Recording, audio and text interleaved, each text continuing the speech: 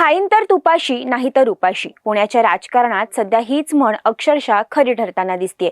ज्या नेत्याने 18 वर्ष रक्ताचं पाणी करून राष्ट्रवादीचा बालेकिल्ला राखला, तोच नेता आज अचानक शहराध्यक्ष पदाचा राजीनामा द्यायला का निघालाय? सत्तेचं तूप चाखण्यापेक्षा तत्वासाठी उपाशी राहण्याची तयारी प्रशांत जगतापांनी का दर्शवली? ही निष्ठेची लढाई आहे की दोन्ही पवारांच्या संभाव्य युतीपूर्वीचा हा सर्वात मोठा इशारा?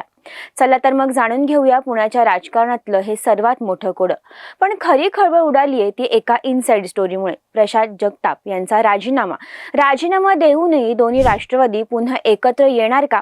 आजच्या या व्हिडिओमधून आपण पाहणार आहोत जगतापांच्या राजीनाम्यामागचं नेमकं कारण आणि पुण्याच्या राजकारणात शिजणारं गुपित समीकरण.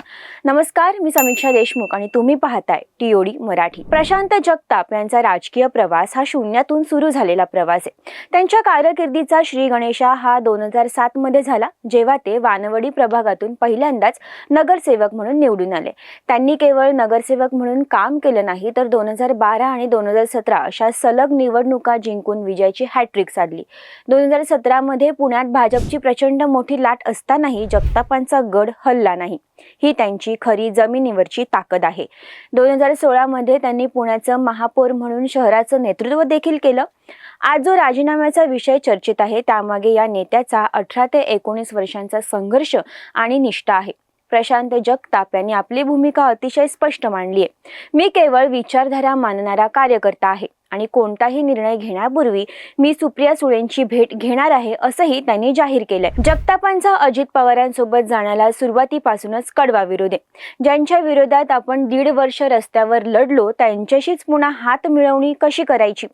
हा नैतिक प्रश्न त्यांनी उपस्थित केला. याच अवस्थेतून त्यांनी राजीनामा देण्याची तयारी दर्शवली असली तरी दोन्ही राष्ट्रवादी गट युतीसाठी सकारात्मक चर्चा करत असल्याचं चित्र समोर येत आहे. या युतीमध्ये एक मोठा पेच म्हणजे चिन्हाचा पेच आहे.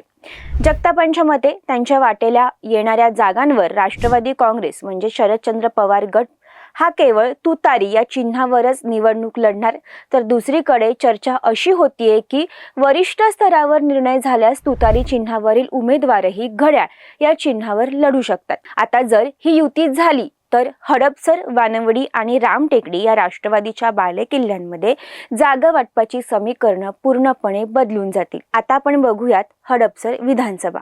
सध्या इथे अजित पवार गटाचे चेतन तुपे हे आमदार आहेत. आता जर युती झाली तर ही जागा पुन्हा अजित पवार गटाकडे जाऊ शकते. तर मग अशा वेळी प्रशांत जगताप यांच्या राजकीय भवितव्याचं काय, हा सर्वात मोठा प्रश्न असेल. प्रभागांची ताकद वानवडी आणि रामटेकडी या भागात जगतापांचं वैयक्तिक नेटवर्क खूप मोठं आहे.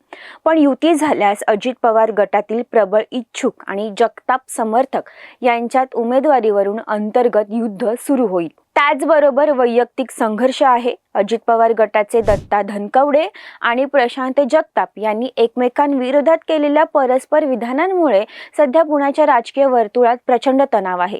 ही विधाने युतीमधील कार्यकर्त्यांना एकत्र काम करण्यापासून देखील रोखू शकतात.